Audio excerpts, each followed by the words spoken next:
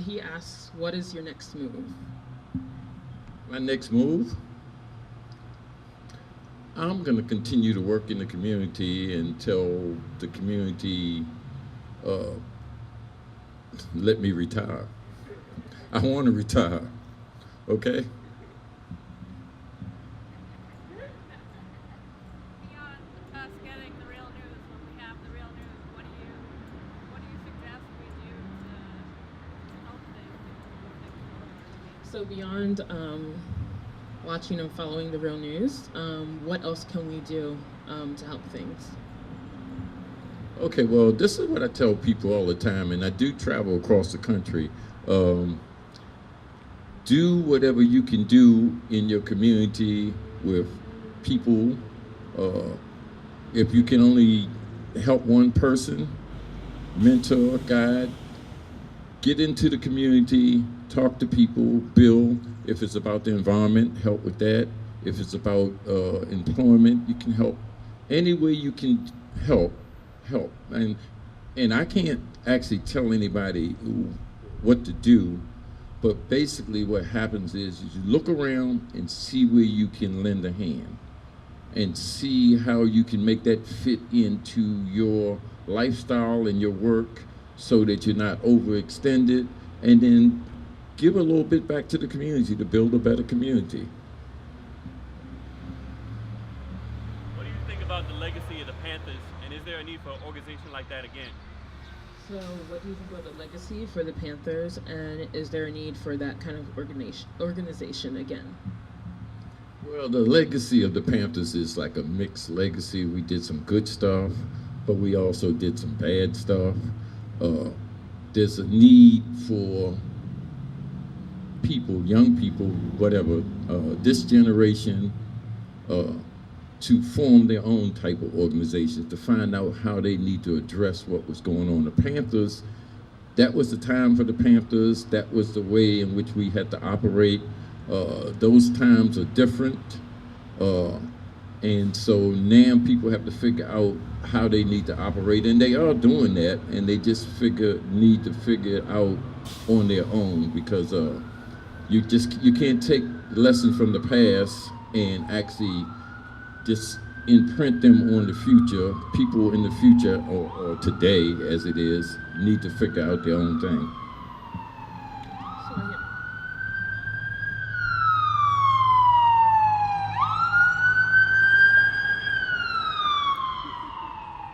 You mentioned the difference you saw in the community over 40 years. Could you speak on the difference you saw in the minds of people, black and white, over the 40 years? This is really a good question, because I counseled young people from outside. They would bring them into the prison, and I was counseling for years, and the mindset started changing, and it was like scary. Young guys were coming in to the prison, and we were talking to them, and they were sharing, and they were like, oh, Joe beat up his grandmother because she threw the dope down the toilet, blah, blah, blah, and he threw her down the steps. And I had to stop counseling for like years, because I'm, I got angry, and you can't counsel anybody if they look at you and see you mad with them, you know. So the mindset changed to the point where it's a hostile environment was created. In 70, when I got locked up, and this might be an oversimplification, but people would walk down the street and say hi to each other.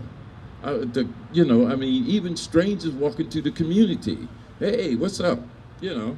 Uh, Now you say hi, and you might, you know. So the mindset, God is hard as the conditions, God. This is a war. This is a war zone. We're living in low intensity warfare, and people in those environments are acting accordingly. Everybody's an enemy except the people in your troops. So it's a really bad mindset in terms of racism, white supremacy, institutional racism, that kind of stuff, it was always there. That's what slavery was about. It's still there. But I do think that there is more interaction among everybody else now on the ground. There are people that reject those kind of ideas. There are people that work together. There are people that sit together, talk together, and organize together. And I think that's a move forward. But down on the ground, there's still a lot of work to do. Okay, about 2 more questions. Did you have one? How many black political prisoners of the Panther Party are still incarcerated today? So how many members of the Black Panther Party are still in prison today? Is that what your question was? Yes, it's perhaps I did a book on this and did the research. There's about still 20, but there's also a number that don't want to be identified that's still in jail for 45, 50 years to this point throughout America in the federal system and the state systems.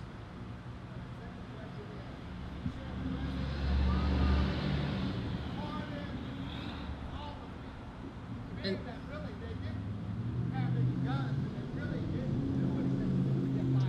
so the second part, talking about members of the Black Panther Party still being in prison, should President Obama pardon them?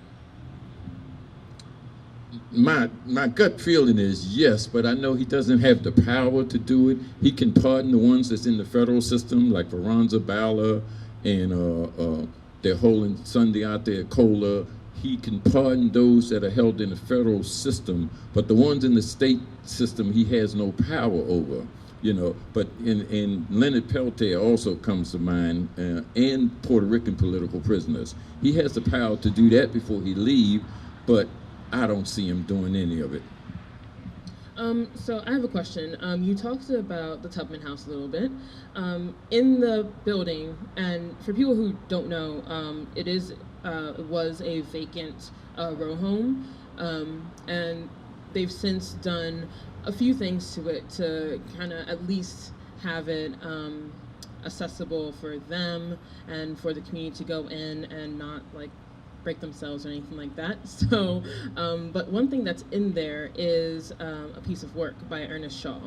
And he did a mural of Harriet Tubman. So can you speak more about your connection with some creatives and how the Tubman House is doing now, what you guys are up to?